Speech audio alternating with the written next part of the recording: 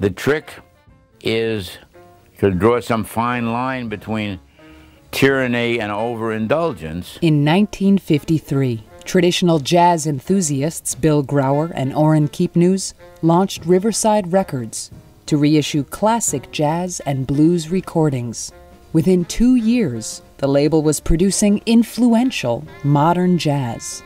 Celebrating Riverside's 60th anniversary, the Concord Music Group has released 5 new titles in its Original Jazz Classics Remasters series. Orrin Keepnews, now 90, remembers how it started. We made the decision that we should do something noticeable, that we should get ourselves recognized as being a part of the current jazz scene. The next thing that happened was Monk signed with Riverside. By merely signing Monk, we had established one big goal with the jazz community.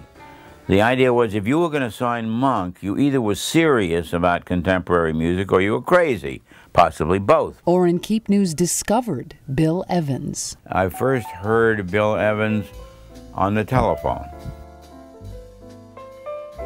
Took Bill under his wing. Bill was a very shy and diffident young man, but Mundell called us, called Riverside, got Bill Grauer and myself on the phone at the same time and proceeded to play a Bill Evans tape. I wasn't knocked out, but I was, he's an interesting player. Can I hear more? 2 weeks after Bill Evans recorded Sunday at the Village Vanguard, a jazz classic, the tragic death of Bill's bassist Scott LaFaro stopped the music. The effect of Scott's death on Bill should not be underestimated.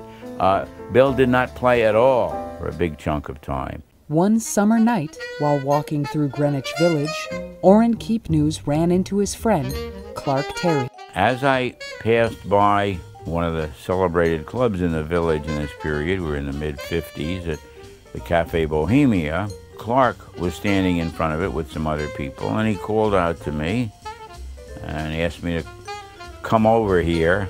I want you to meet my friends, the Adderley brothers, which was possibly the most momentous single occasion meeting I've ever had. The musicians who recorded for Riverside became family.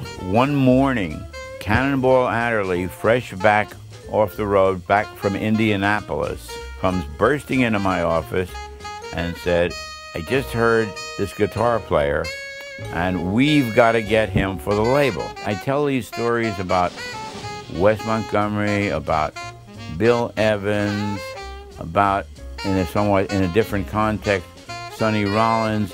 I'm dealing with an awful lot of musicians who were like the last ones to believe in themselves. On Wes Montgomery dates, I'll frequently find the notation, WM doesn't like his solo. And we'll go on and do it again. On one classic situation, on a take which did turn out to be the last take, I had written, WM doesn't like his solo, but everyone else does. Thelonious Monk was very definitely the patron saint of Riverside Records. I think that without Monk and what developed out of my working relationship with him, that label would never have existed in the way that it did.